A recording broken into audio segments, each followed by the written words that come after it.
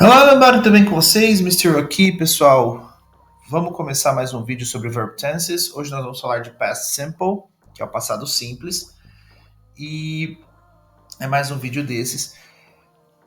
E vamos entender esse verb tense, que é o segundo verb tense que a gente vai estudar. Até agora a gente viu o present simple. Então, para que eu uso past simple? Eu uso para falar de momentos do passado que já estão encerrados ou de costumes que existiam no passado e hoje já não existem mais. Mas a primeira coisa que a gente tem que entender quando a gente vai falar de passado é que o verb ele tem três formas. As verb forms elas são a base form, que é a forma básica de um verbo, aquela que a gente usa no presente, a gente usa quando o verbo não está conjugado, que tem o to. Nós temos a past form, que é a forma passada, que a gente usa nas afirmativas do past simple. E nós temos o participle, que a gente usa com verb tenses que são compostos, tá? Então nós temos os irregular verbs e os regular verbs. Os irregular verbs, eles possuem três formas, como é o caso do to go. To go, went, gone. E a gente vai usar nas afirmativas aqui a forma passado, que é o went, ok? Mas como que eu conjugo um verbo assim? É simples, eu vou pegar um outro exemplo aqui. To write, wrote, reading. Como vocês viram agora há pouco, a forma central, então aquela que está no meio, é a forma passado. No caso aqui, nós temos o wrote. E o que eu tenho que fazer? Eu tenho que pegar essa forma passado e escrever para todos os pronomes. Dessa forma, vai ficar I wrote, you wrote, he wrote, she wrote, it wrote, we wrote, they wrote. Todo mundo igual. Mas é assim mesmo? Sim, é exatamente dessa forma. Nada de muito difícil, né?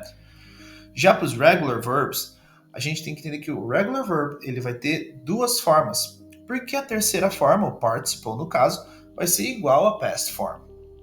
E geralmente a past form vai terminar com ed ou ed, d ou ied, que é o caso do worked que nós temos aqui.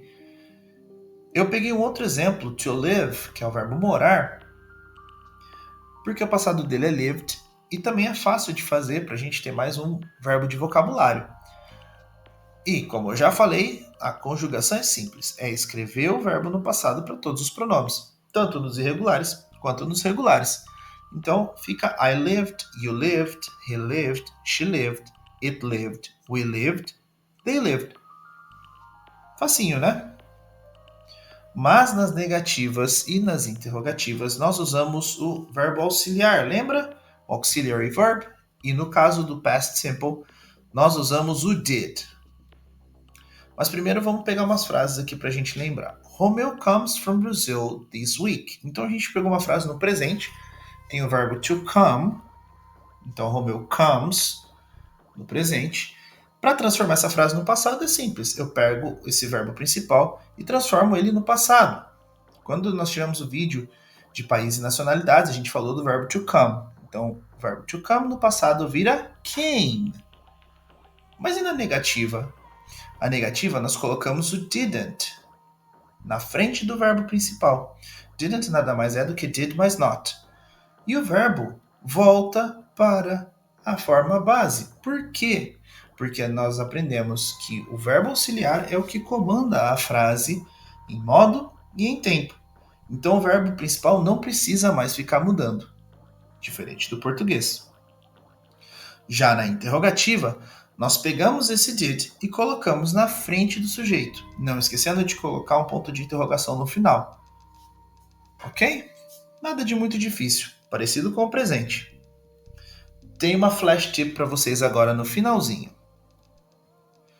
As question words, ou WHs, WHs, como a gente conhece, são palavras que a gente usa em perguntas e elas viram antes dos auxiliary verbs.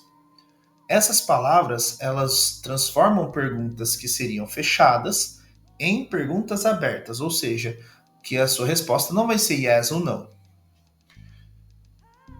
Então, nós temos what, when, where, who, how e why. e elas vão vir antes dos auxiliary verbs. What do you read in the newspaper? Where does he go to?